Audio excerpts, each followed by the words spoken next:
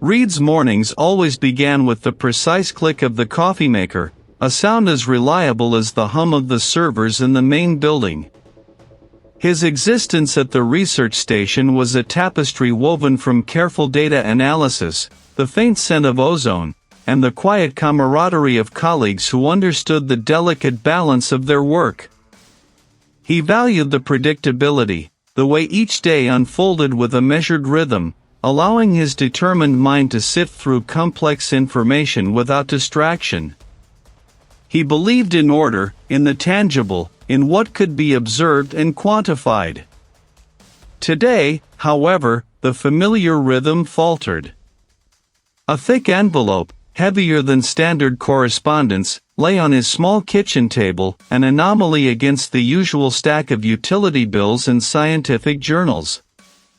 It bore no return address, only a stark, block-lettered postmark from a rural district hundreds of miles away.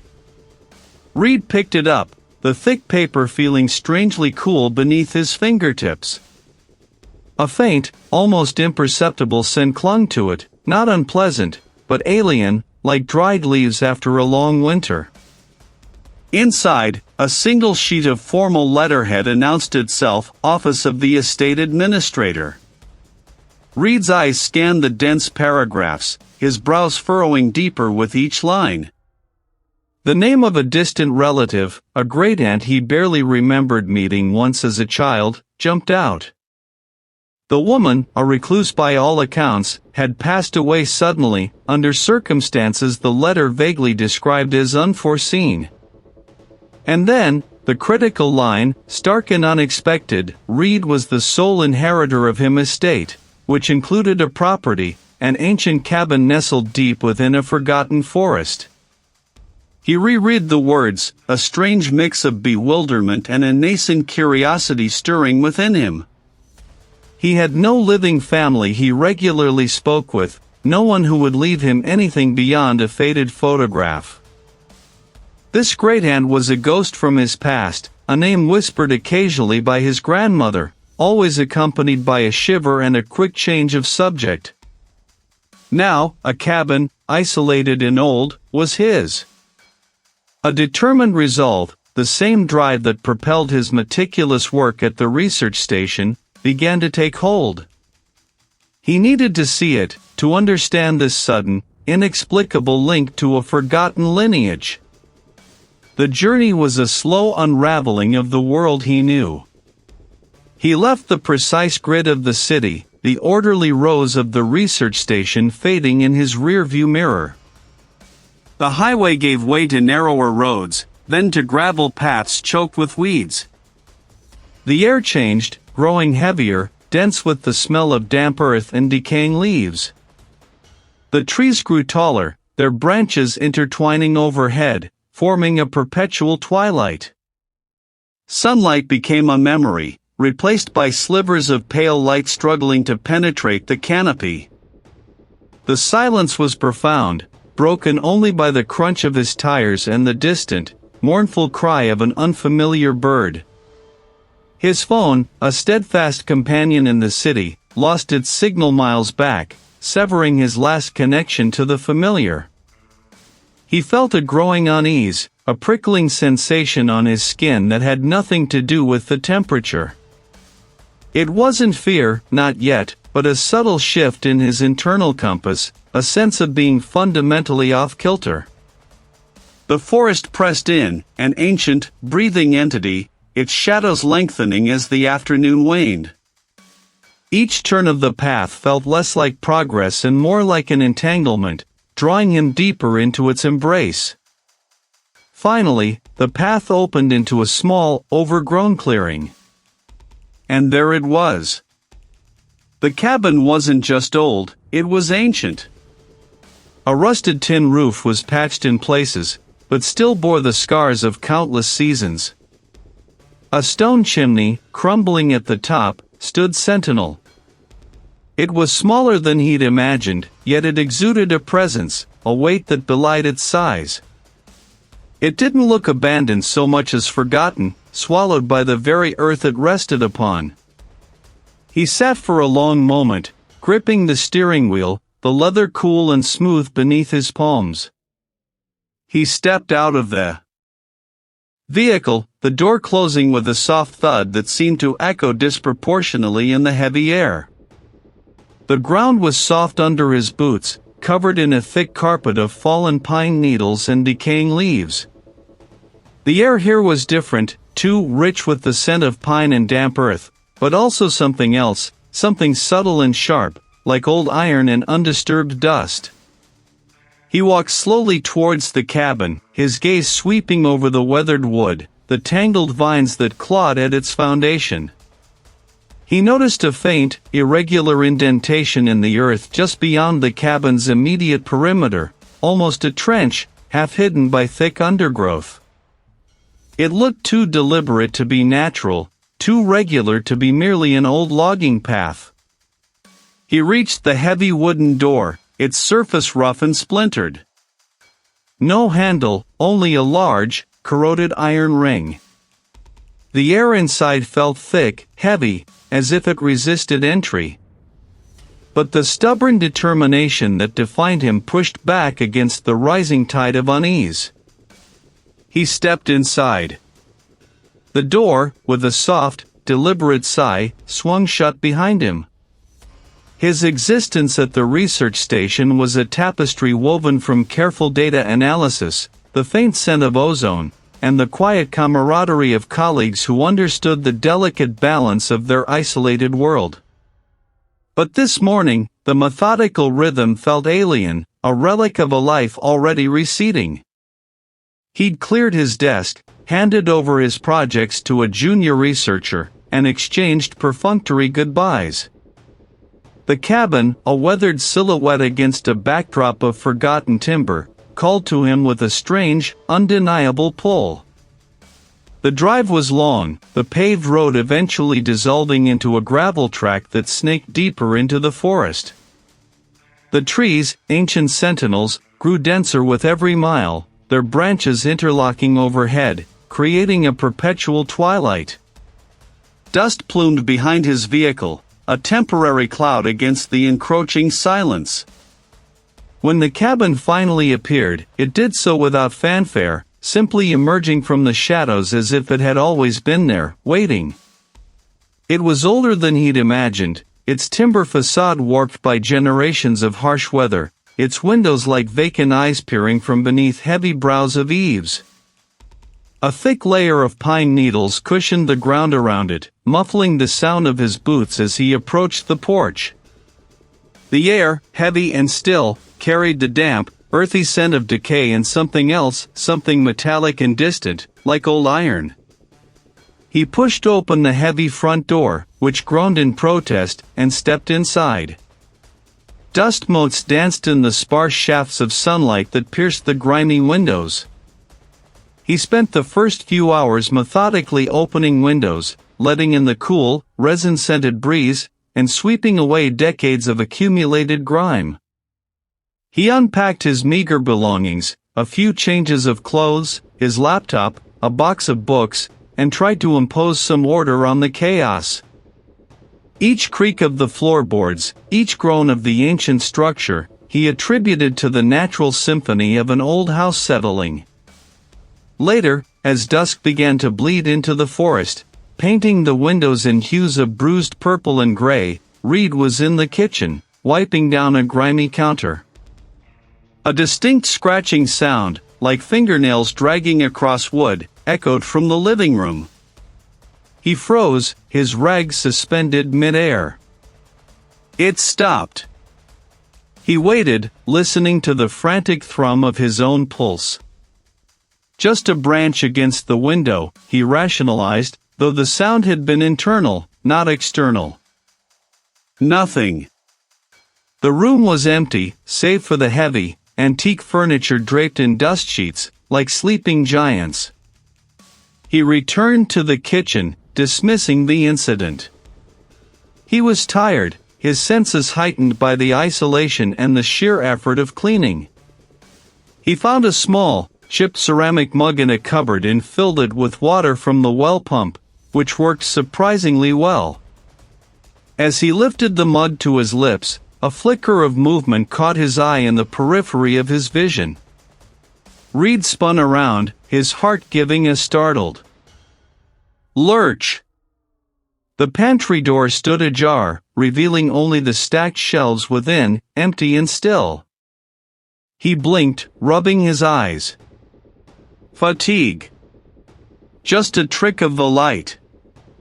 He told himself this with a conviction he didn't entirely feel.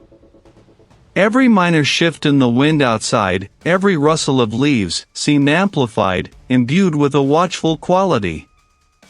He was determined to make this place home, to unravel the mystery of his relative's death, but the cabin was already pushing back, subtly, insidiously.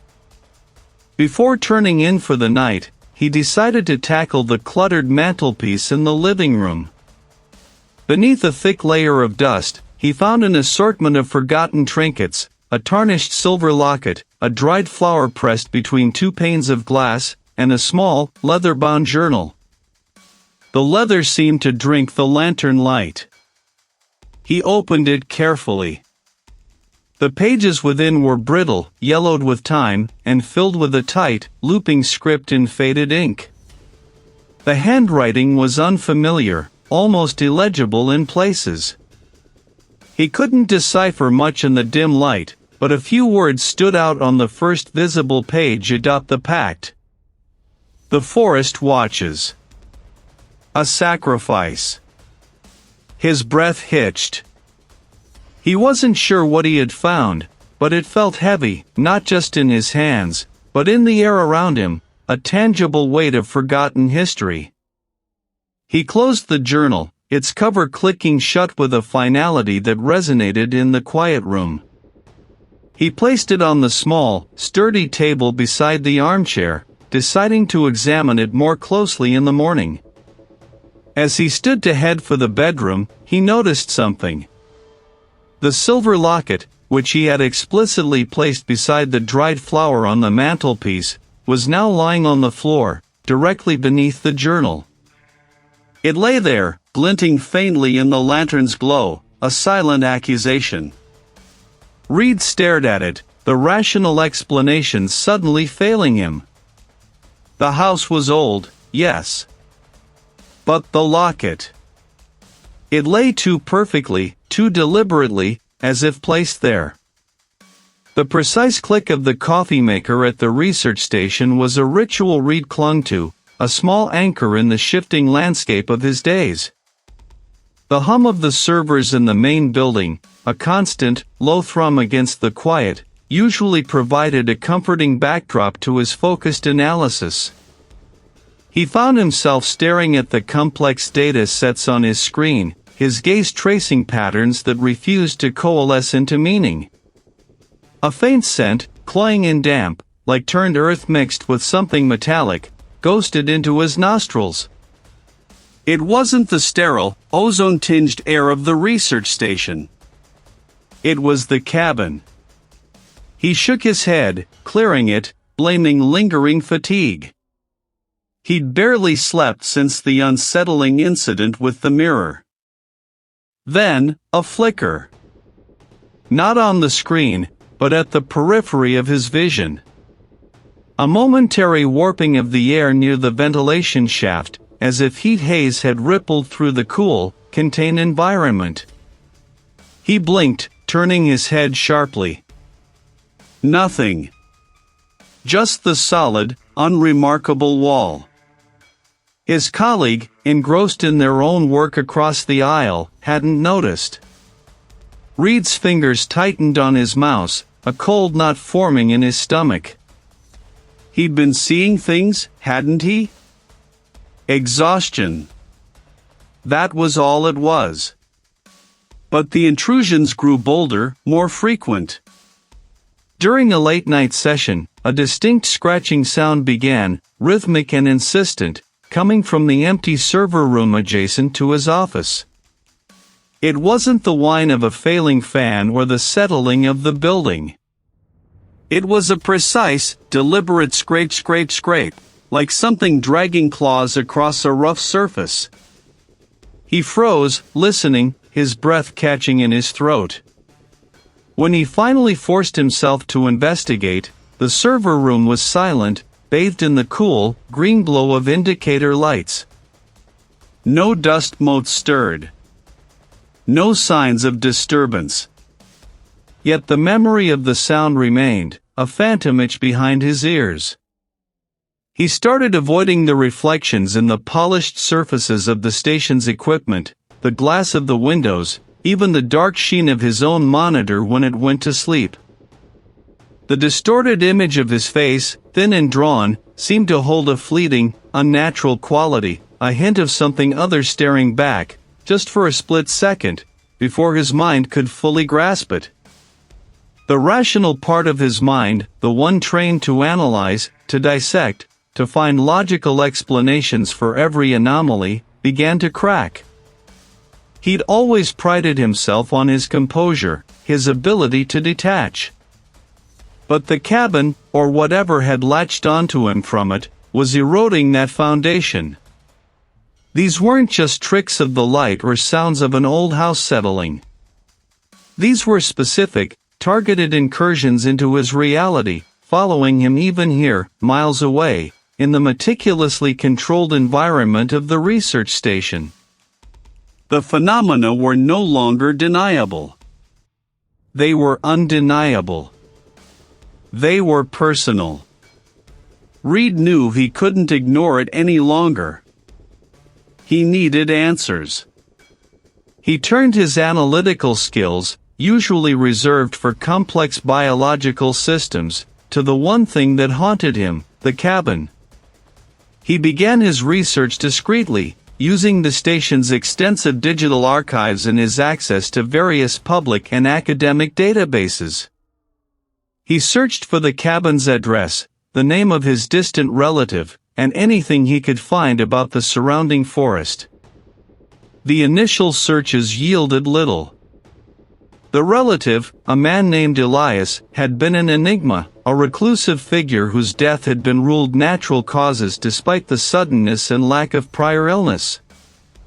But Reid dug deeper, sifting through decades of local online newspapers, property records, and obscure historical society forums.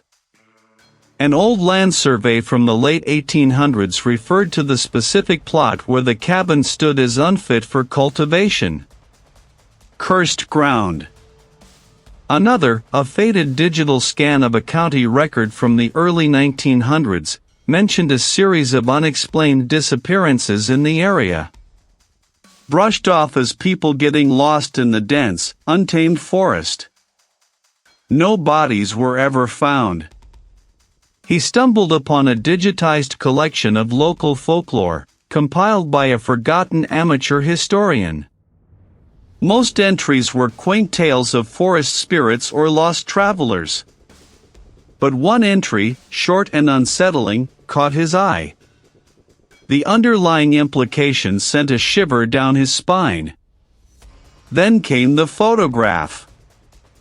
Tucked away in a digital archive of regional history, a grainy, sepia-toned image from the 1920s. It was unmistakably his cabin. And among them, a man with Elias's distinctive, sharp features, though younger, stood slightly apart, a peculiar, almost desperate intensity in his gaze. The caption beneath the photo simply read, "Local settlers at the dedication of a new dwelling on the old Blightwood tract." Blightwood. The name alone felt like a bruise. Their expressions weren't celebratory. They were grim, burdened. As if they were performing a grim duty, not marking a new beginning. He zoomed in on Elias's ancestor. The man's hands were clenched, his knuckles white. A swirling, asymmetrical knot of lines, unlike any he'd ever seen. A sign. Reid leaned back in his chair, the hum of the servers now a distant, mocking echo. This wasn't just a cabin. It was a nexus, a focal point for something ancient and hungry. And his family, it seemed, had been tangled in its roots for generations. Blightwood. He pulled his gaze from the grim faces on the screen, the image of Elias's haunted eyes lingering. The photograph, meant to commemorate a new beginning, now looked like a tableau of impending doom. A cold draft snaked around his ankles, despite the sealed windows. The cabin groaned, a deep, resonant sound that vibrated through the floorboards. It wasn't the settling of old wood, it was something else, a low, guttural sigh that seemed to come from the very earth beneath the structure. Reid pushed away from the desk, the chair scraping loudly in the oppressive silence. He started in Elias's study, a room he'd barely touched since arriving. The air here was heavy, thick with the scent of aged paper, dry rot, and something else, a faint, earthy smell, like damp soil and decaying leaves, even though the windows were shut tight. Reid ran his hands along the spines of books, the rough texture of their bindings feeling strangely alive under his fingertips. He checked behind shelves, under rugs, tapping walls with a careful, almost reverent touch. Nothing. The sense of being watched intensified, a prickling sensation on his nape. He spun around, but the room was empty, save for the silent sentinels of books. He took a deep, shaky breath, pushing past the rising unease. Elias hadn't been careless. Whatever he'd hidden, it would be clever. Reid's eyes fell upon a heavy, oak desk, its surface scarred with generations of use. He pulled open the drawers, one by one, finding only mundane items, dried-up inkwells, rusty paper clips, a few forgotten coins. But the bottom drawer on the right side felt different. It slid out with a peculiar stiffness, then caught. He tugged harder, a low groan escaping the wood. It wouldn't open fully. He knelt, peering into the narrow gap. Something was wedged at the back. He reached in, his fingers brushing against rough cloth. With a grunt of effort, he managed to dislodge it. It was a false back, a panel of wood precisely cut to fit the drawer's interior, creating a shallow compartment behind it. His heart hammered against his ribs. This was it. It wasn't the kind of book one would leave lying around.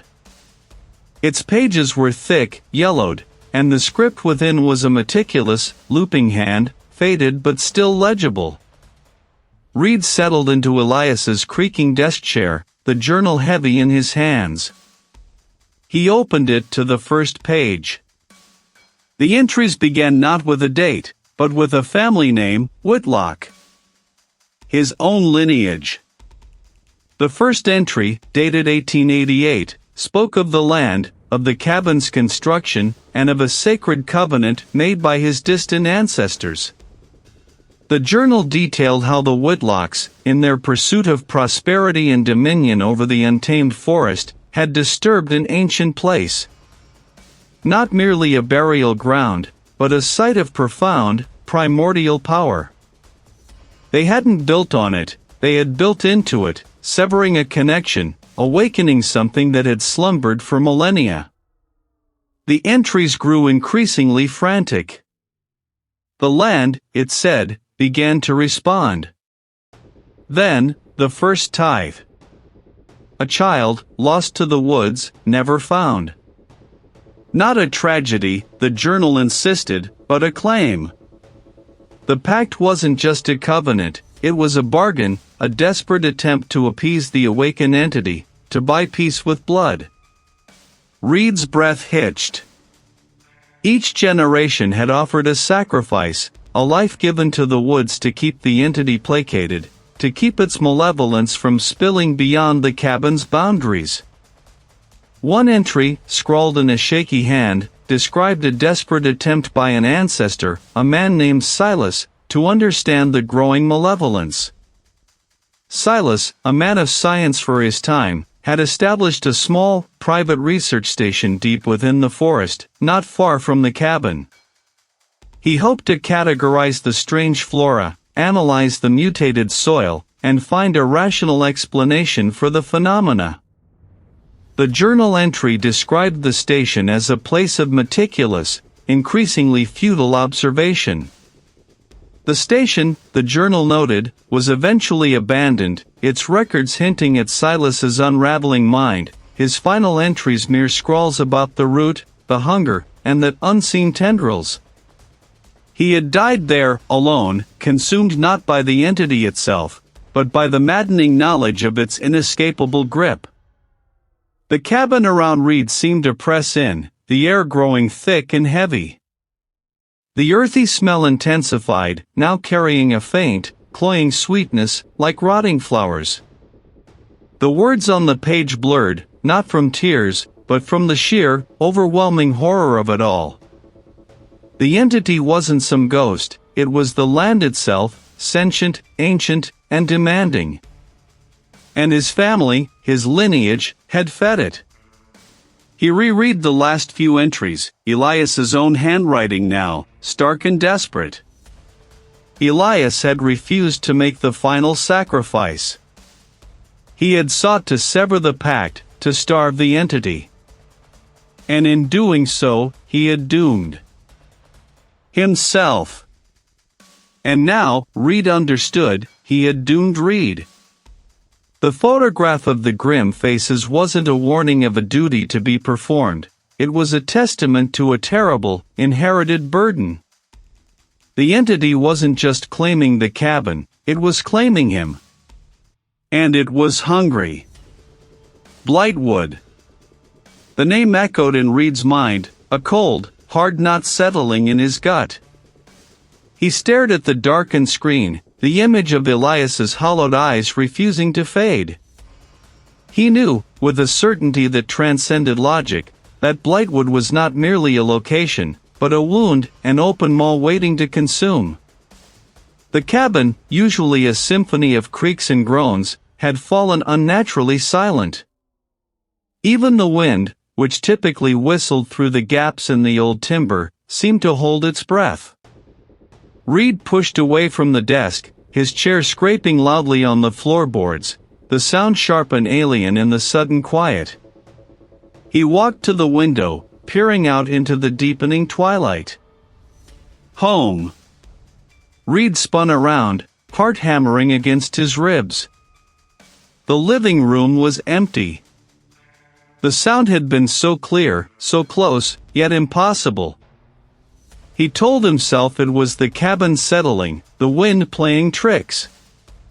But the air around him felt heavy, thick with an unseen presence, a palpable weight that pressed down on his chest. His breath hitched. He pulled out his phone, his fingers fumbling with the keys. He had a contact, a former colleague, a historian at a regional research station who specialized in obscure local land claims and forgotten settlements. If anyone could shed light on Blightwood, it would be her. 1 ring. 2. 3. Then a click, and her familiar, slightly harried voice. Reid? I thought you'd fallen off the face of the earth. Everything all right? Reid felt a jolt of relief, a lifeline thrown into his growing despair. Not exactly. I need your help. I've found something. A name. Does it mean anything to you?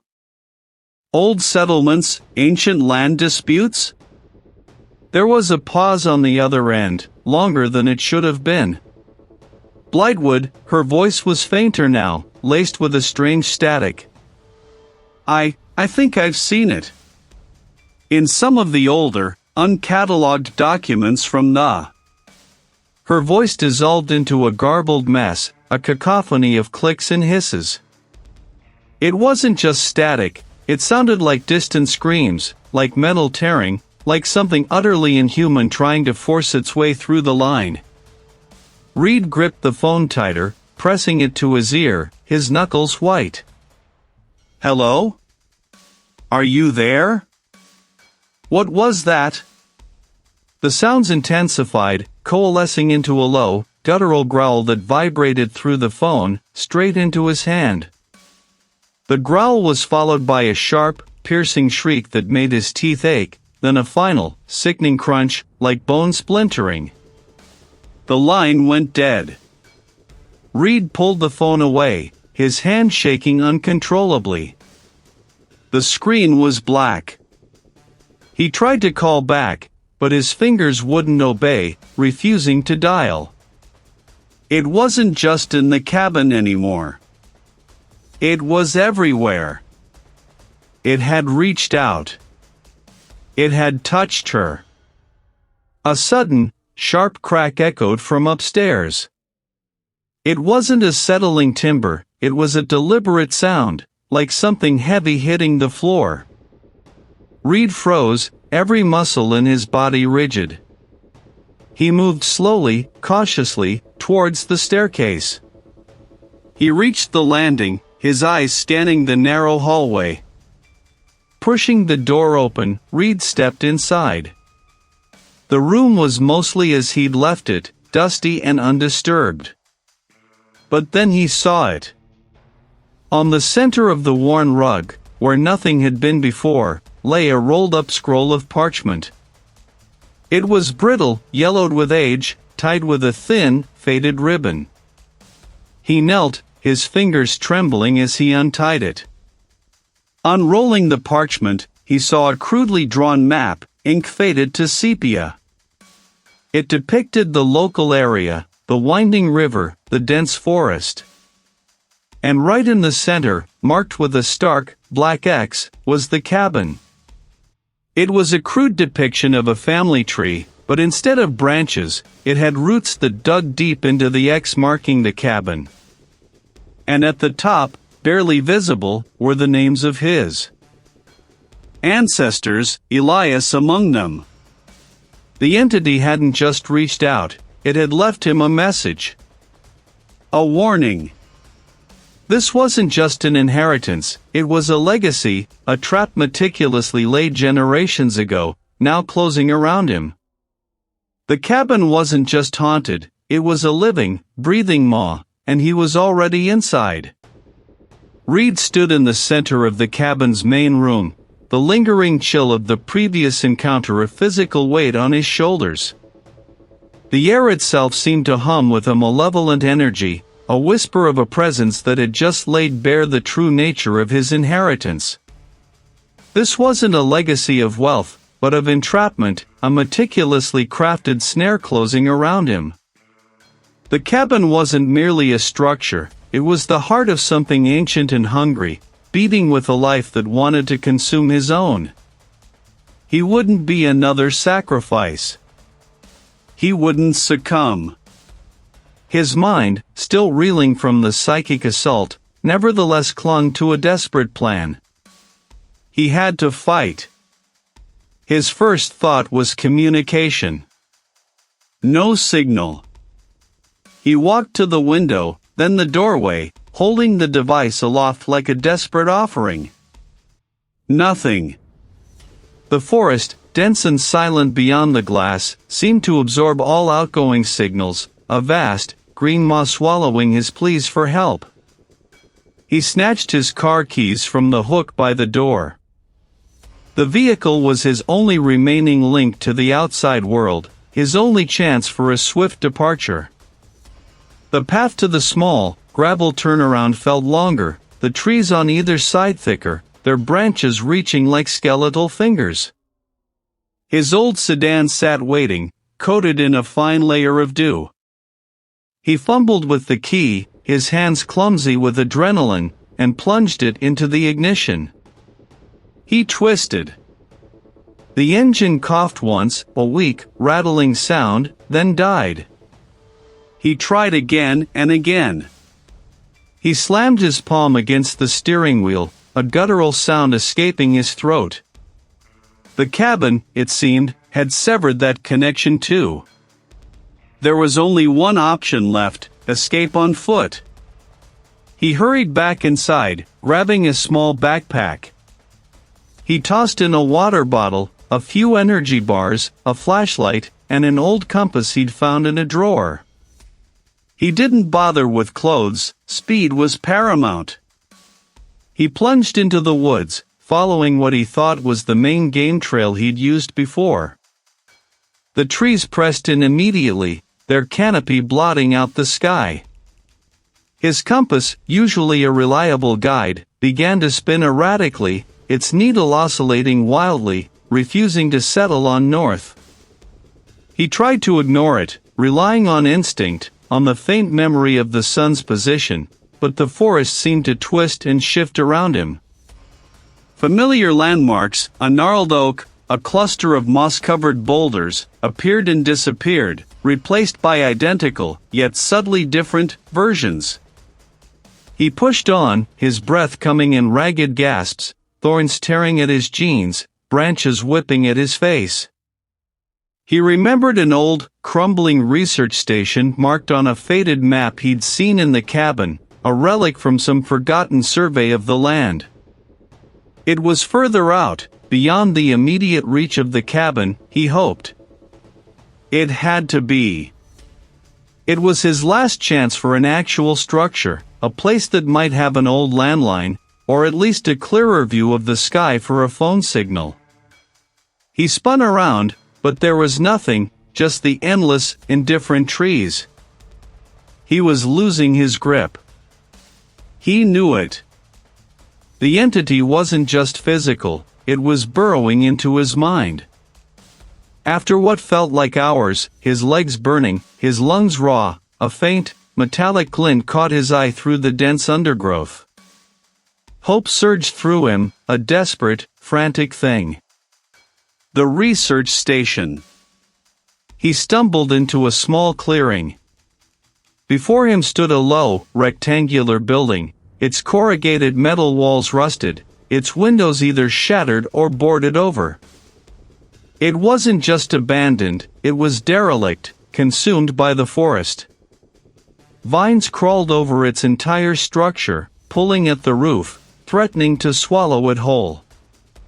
The sign above the entrance, half obscured by ivy, confirmed it: Forest Research. Station, Section 7.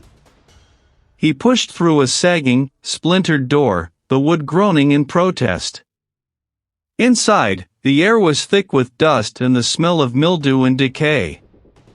Equipment lay strewn across tables, rusted microscopes, shattered beakers, yellowed charts tacked to the walls. It was a graveyard of scientific endeavor. As his flashlight beam cut through the gloom, it landed on a workbench. Amidst the detritus, a thick, leather-bound journal lay open. Its pages were brittle, the ink faded, but still legible. He picked it up, his fingers trembling. It was a logbook. Not just physical manifestation, but psychological infiltration. Our attempts at containment are failing. It feeds on observation, on fear, on memory. It twists perception, unravels the mind. The pact. It's not just a legend. They knew. They fed it. And now it demands more. We are becoming unmoored. The forest. It's part of it. It's a conduit. The cabin is merely its mouth. We are trapped. No escape. It knows our thoughts. It knows our fear. It wants us to understand what it is to be consumed. God help us, it's reaching for the children, the lineage. The lineage. The blood. It wasn't just his cabin. It was his family. The research station hadn't been studying the forest, it had been studying it, trying to understand the entity that now claimed him. And they had failed, horribly. The station wasn't a haven, it was a testament to the entity's pervasive, inescapable power. He wasn't just lost in the woods, he was lost within its web, his mind a fragile thing, his desperate measures crumbling to dust. He was trapped. Utterly, irrevocably trapped. Reid stood in the suffocating quiet of the cabin, the brittle papers still clutched in his hand. The lineage. The blood. The words echoed, not just in his mind, but seeming to vibrate in the very timbers of the ancient structure. It wasn't just a ghost story, it was a legacy of horror, a generational debt. The research station. They hadn't been studying the forest, they had been studying it, trying to understand the entity that now claimed him, that had claimed his ancestors. And they had failed. A cold, hard knot formed in Reid's gut. He was determined.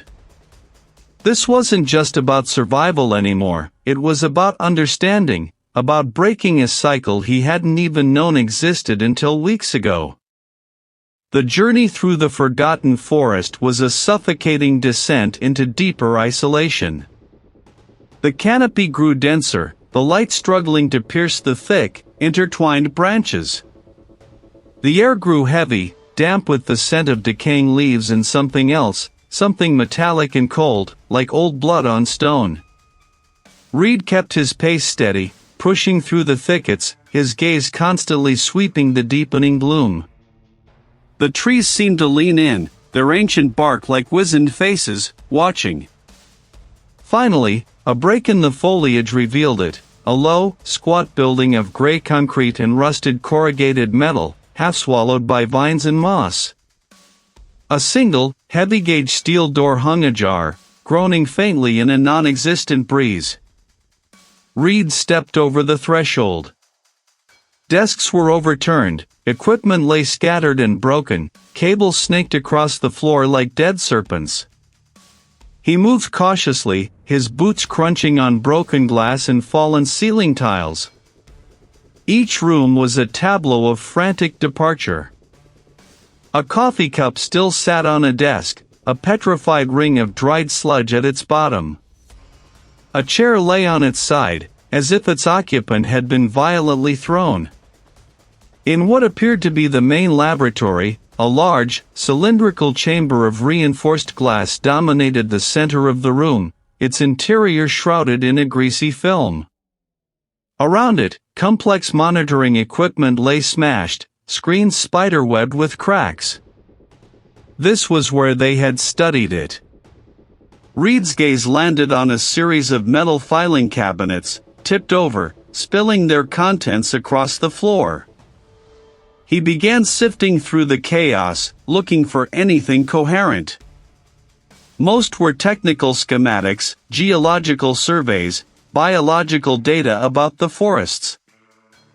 Unique flora and fauna. Then, tucked beneath a stack of blank datasheets, he found it, a leather-bound journal, its cover scarred, its pages filled with frantic, looping handwriting. The last entry was dated just days before the relative's death. He flipped it open, the brittle pages crackling. The journal belonged to the lead researcher.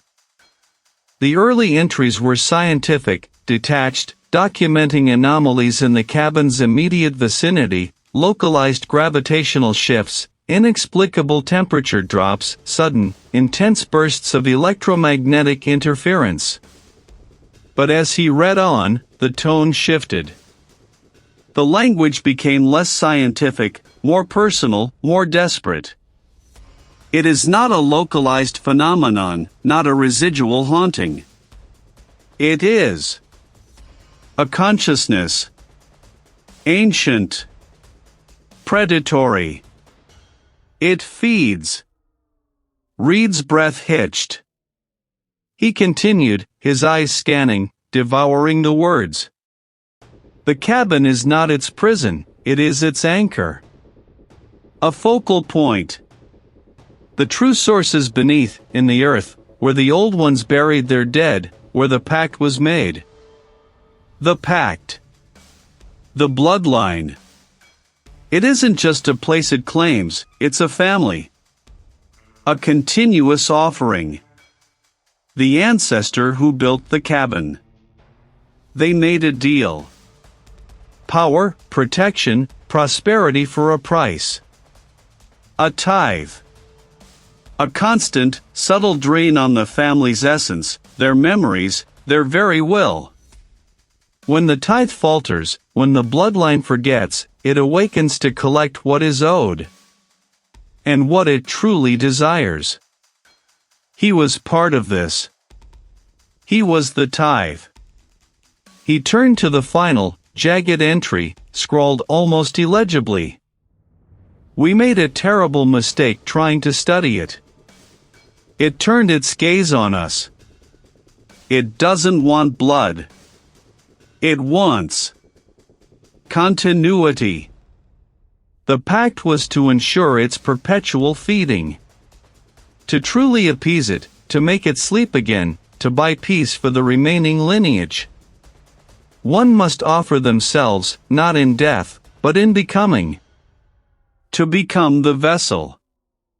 To become the anchor.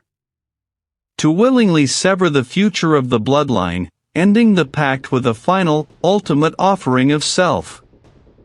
To allow it to fully consume one's identity, to melt completely, to become the next steward. The next keeper. The last link. Only then will it be satisfied. Only then will the others be free.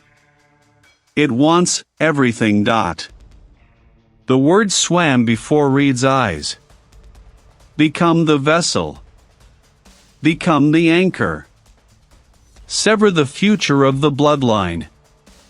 It wasn't about killing it. It was about feeding it, about a horrific, conscious sacrifice of his very being, his lineage, to end the torment for all who came after him. The entity wasn't just a monster, it was a hungry, ancient covenant, demanding its dues. And Reid, the last, knew precisely what it wanted. The revelation had scorched Reid's mind, leaving a raw, festering understanding. Become the vessel. Become the anchor. Sever the future of the bloodline. It wasn't about banishing a malevolent spirit, it was about a conscious, horrific immolation of his very self, his lineage, to end the torment for all who came after him. The entity wasn't a force to be killed. It was a hunger to be sated, and he, Reid, was the final, inevitable meal. He had left the cabin behind, the oppressive weight of its ancient timbers feeling too much like a tomb already sealed. The forest, a labyrinth of grasping branches and whispering leaves, offered no solace, only a path to the true crucible. His destination, a forgotten structure glimpsed in fragmented visions and hinted at in the ancestors' frantic scribblings, lay hidden deeper than any map dared record. Finally, the trees thinned, giving way to a jagged clearing. Before him stood the research station, a brutalist scar on the primeval landscape. Concrete slabs, stained green with moss and black with time, jutted from the earth like broken teeth. Rust-eaten girders clawed at the overcast sky. It wasn't a cabin, not a home. It was a monument to a desperate, perhaps foolish, attempt at understanding something unknowable, a place where the true nature of the pact had been dissected and twisted. A low, resonant hum vibrated in the air, a sound that seemed to come from beneath his feet, through the very bone of the earth.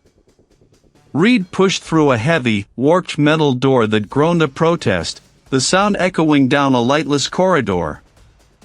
His flashlight beam cut through the inky blackness, revealing peeling paint, shattered gauges on complex, defunct machinery, and conduits snaking across the ceiling like petrified vines.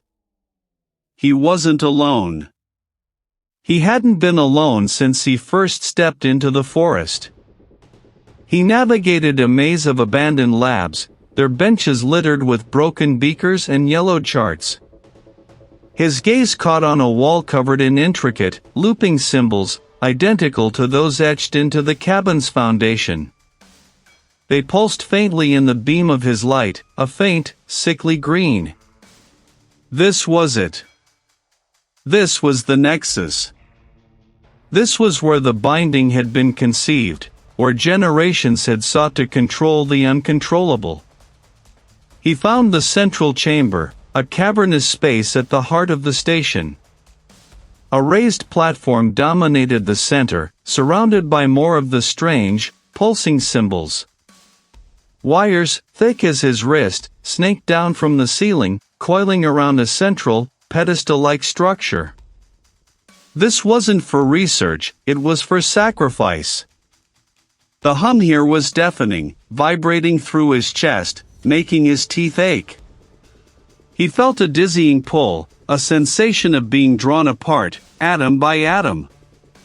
He placed the worn, leather-bound journal he'd brought from the cabin onto the pedestal. Its pages, filled with his ancestors' feverish scrawls, fluttered as if in a phantom breeze. His flashlight, clattering to the floor, died. He felt the phantom weight of a dozen unseen hands, pressing him down, pulling him towards the pedestal. The symbols on the walls flared, now a violent, pulsating crimson, illuminating fragmented, distorted images in the air around him. It was to perfect me. To create the perfect conduit. The pact was not a prison, it was a promise. A promise of sustenance. And now, you will fulfill it. Reveal, the truth crashed over him. The pact wasn't just to bind the entity to the land. It was a twisted, desperate bargain by his ancestors to feed it, to keep it sated through a lineage of chosen vessels, believing they could control its power.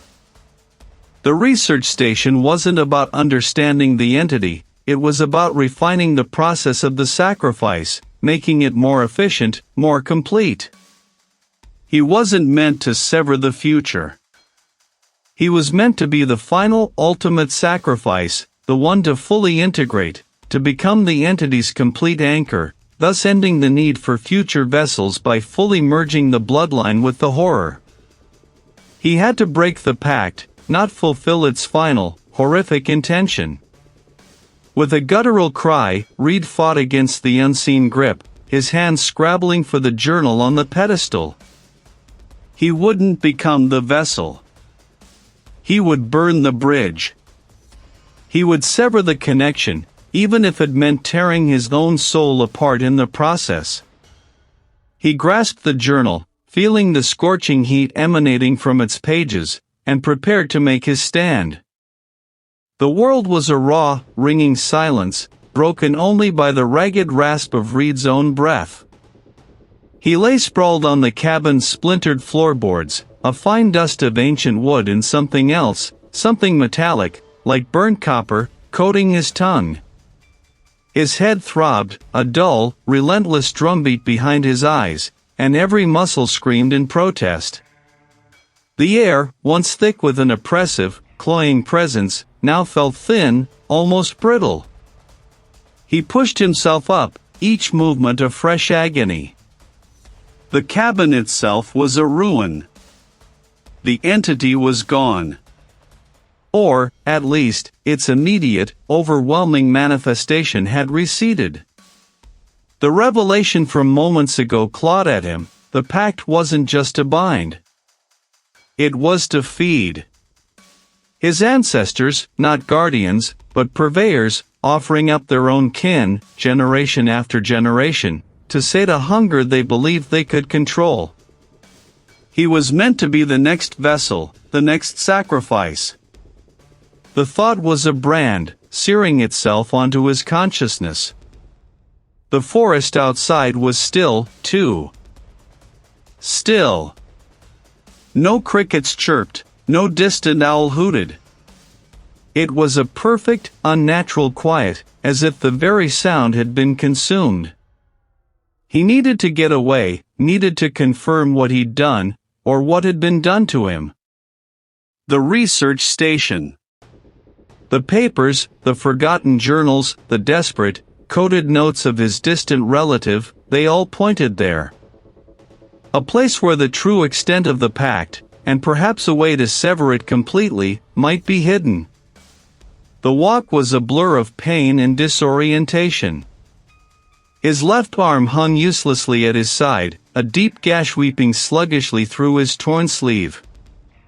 His right leg dragged, a sharp, searing ache shooting from his hip with every step. Had he truly banished the entity, or merely pushed it back, forced it to retreat into the land, into the very fabric of the forest, waiting for another opportunity? The question was a venomous whisper in his mind. He reached the research station an hour later, the first hint of false dawn painting the eastern sky in bruised purples and grays. The small, isolated structure, half hidden by overgrown pines, looked even more desolate now. The door, which he'd last seen ajar, was now completely off its hinges, lying flat on the mossy ground like a fallen tombstone. A metallic tang, like old blood and ozone, hung faintly in the air. Inside, the scene was one of quiet devastation. Papers were strewn everywhere, not violently, but as if swept by an invisible hand. The meticulously organized shelves were bare, their contents scattered across the floor. The old, heavy-bound ledgers lay open, their brittle pages fluttering in a non-existent draft. He picked one up, his fingers trembling. The script, once neat and precise, now dissolved into hurried, panicked scrawls towards the final entries. He scanned the last page, the words blurring through his exhaustion. It knows. It was never about understanding. It was about containing the overflow. The lineage. Not to feed it, but to channel it, to keep it from spreading beyond the land, but it changes. It adapts. The vessels are no longer enough. It demands more. It demands a host. Not a vessel, not a feeding, but a permanent dwelling. He remembered the moment of the confrontation, the unbearable pressure, the sense of something ancient trying to force its way into his very core. He had fought it, pushed it back with every ounce of his will, but had he truly won? He looked down at his left hand, the one that had hung uselessly. The gash on his arm was deep, but it was the palm of his hand that caught his eye. It wasn't a bruise, nor a cut. It was new. It hadn't been there before. The cost. It wasn't just the pain, the exhaustion, the shattered cabin. It was this. A mark.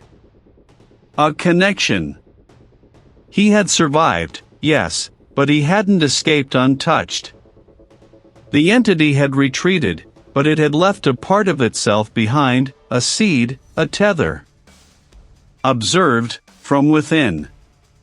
The horror wasn't truly gone. It had merely found a new, more intimate dwelling. The cabin was changed, the forest silent, but the true aftermath, the true cost, had only just begun. He was alive, but he was no longer entirely his own. The ledger lay face down on the splintered floorboards, its worn leather cover a dark stain against the lighter wood. Reid didn't pick it up. He couldn't. The words, a host. Not a vessel, not a feeding, but a permanent dwelling, had seared themselves into his mind, a brand of absolute, chilling truth. He remembered the last moments in the cabin, the unbearable pressure, a presence like a physical weight crushing his lungs, the sensation of something ancient, vast, trying to enter. He had resisted. He was certain of it. The cabin, for now, was quiet. Reid moved through the cabin like a ghost in his own life, collecting nothing, touching nothing more than was necessary to lock the heavy front door behind him. The air outside was cool, but it offered no balm. The forest, once a comforting green embrace, now felt like 1,000 watchful eyes, its ancient trees complicit in the horrors he'd witnessed. He didn't look back. He simply walked, his steps heavy and measured, until he reached his truck. The engine's roar was a crude, welcome interruption to the suffocating quiet. The drive was a blur of highway lines and encroaching twilight. He hadn't known where he was going, only that he couldn't stay. Not in that forest, not in that cabin. His hands gripped the steering wheel so tightly his knuckles ached, the vibration of the engine a constant, dull thrum against his bones. He felt utterly drained, yet wired with a frantic energy, as if his nerves had been stripped bare. He found himself pulling into the paved lot of a sprawling, low-slung building, all gray concrete and tinted glass, the research station. It was an impulse, a desperate, half-formed thought that perhaps here, among the sterile order of science, he could find an explanation, a counter-argument to the ancient, malevolent truth he'd unearthed.